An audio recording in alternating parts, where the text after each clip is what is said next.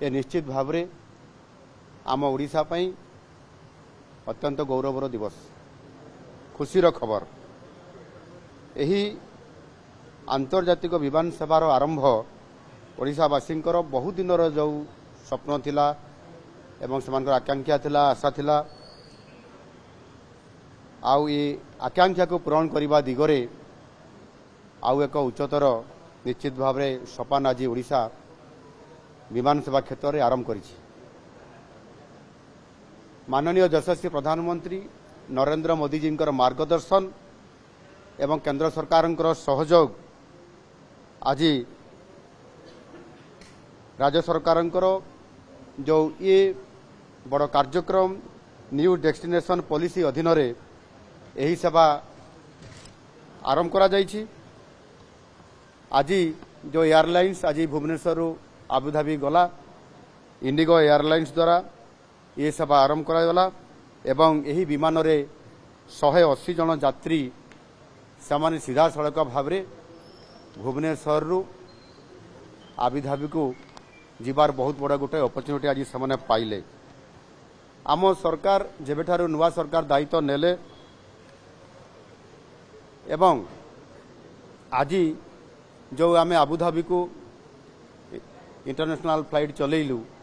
ये निश्चित भाव में यह द्वारा विशेष करी मिडिल ईस्ट देशगुड़िक एथिरे ओडिशा सहित सीधा सड़क भाव में जोगाजोग करिवार बहुत बड़ गोटे आज आम सुजोग भी आसला समानक भी एथिरे विशेष करी वाणिज्य पर्यटन एवं ता सहित पुंजीनिवेश एवं सांस्कृतिक जो भावर विनिमय ये क्षेत्र में आम सीधा सड़क ओडिशा सहित गोटे भावमय भावर विनिमय गोटे सुसंपर्क प्रतिष्ठा हवा सहित आगामी दिन में या आहरी यार स्ट्रेंथन करा जाई परिबो। आज जो विमान गला ये विमान रे मध्य आमर कार्गो सेवा मध्य आज आरंभ होईछि। विशेष करी ओडिशार विभिन्न अंचल रे जो आमर प्रोडक्शन जो रही मैंगो एवं ता सहित अन्य भेजिटेबल्स मध्य विभिन्न जिल्लारू केन्दुझरु ढेंकानालू नुआपड़ारू रायगड़ारू जोठी भल आंब प्रोडक्शन होउची आम्रपल्ली एवं विभिन्न प्रकारर ताहा मध्य आज 50 टन आम्रपल्ली आंब मध्य आज आबुधाबी को पठा जाई पारिला। एनु निश्चित भाव में ये गोटे गुरुत्वपूर्ण उभय कार्गोरे एवं लोकमानकर जीवा आसबारे ये गोटे बहुत बड़ सहायक हो पारिबो। आज मध्य विशाखापाटना को विमान सेवा पुनर्बार आउ थे आरंभ होउची सेथिपाई मध्य यार बोर्डिंग पास कार्यक्रम चली आउ घंटे 1.5 घंटा पर ये विमान सेवा मध्य पुनर्बार आउ थे आरंभ होगा जाउची। निश्चित भाव में एथिरे सबुठारु बड़ कथा आम सरकार ओडिशार भित्तिभूमि को सुदृढ़ करने सहित शिल्पायन एवं ताहा सहित किभଳି भाबरे आमर जीडीपी वृद्धि हेब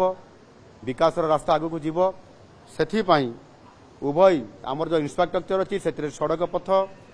रेल पथ सहित आकाश पथरे मध्य व्यापक भाव में जोगाजोग मध्य पदक्षेप आम सरकार नौछंती। ओडिशा को जातीय एवं अंतर्जातीय स्तर में जोड़ाई जो उद्यम आरंभ होता आज आम सरकार आसवा द्वारा एथिरे भुवनेश्वर एवं झारसुगुड़ारू विभिन्न डेस्टिनेशन को आमर विभिन्न एयरलाइंस माध्यम आम सेवा आज तार वृद्धि करिछु। विशेष करिकी आम सरकार दायित्व नेला ठारू भुवनेश्वर डेराडून गाजियाबाद गोवा इंदौर कोची लखनऊ पोर्ट ब्लेयर को विमान सेवा आरंभ करिथिबा परिप्रेक्षी रे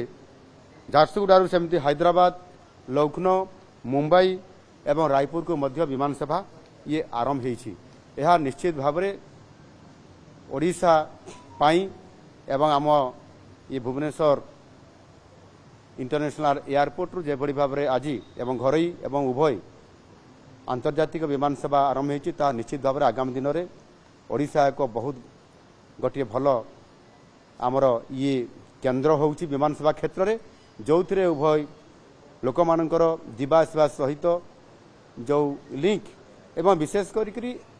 आज जो इंडिगो एयरलाइंस जो सेवा एठी देला कलिकतारू मध्य किछि पैसेंजर आसुछंती भुवनेश्वर को भुवनेश्वर से माने आबुधाबी जीवा पाई मध्य ये व्यवस्था अछि एवं विशाखापट्टना रू मध्य एठी आसी परिबे विभिन्न एयरपोर्ट रू मध्य भुवनेश्वर को आसीबे अर्थात आगामी दिन रे आम भुवनेश्वर एयरपोर्ट एक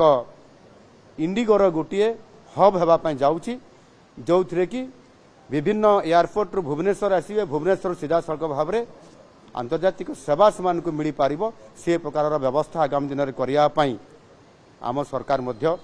या उपरे फोकस करूछंती। आ गोटे कथा हला जो कार्गो सेवा ये कार्गो सेवा रे मध्य जेमती कमर्शियल क्षेत्र में आहुरी अधिक केमती वृद्धि पारिबो सेति पई ओडिशा रे जो प्रोडक्ट होउची से प्रोडक्ट गुड़िक विदेश को केमती जीवो ताहा द्वारा निश्चित भाव में व्यवसाय कारोबार रे ओडिशा अर्थनैतिक दृष्टिकोण आहरी समृद्ध हो पारिबो और ताकू आधार करी आगामी दिन में ये काम को मध्य त्वरान्वित करा जाई पारिबो। समस्त को आज ये कार्यक्रम रे एठी समस्त अधिकारी एवं आमर भुवनेश्वर विधायक बाबू सिंह महाशय मध्य एठी उपस्थित थिले समस्त उपस्थिति रे विमान बंदर समस्त अधिकारी बंधु उपस्थित थिले समस्त उपस्थिति रे आज भुवनेश्वर आबुधाबी ये विमान सेवा को आज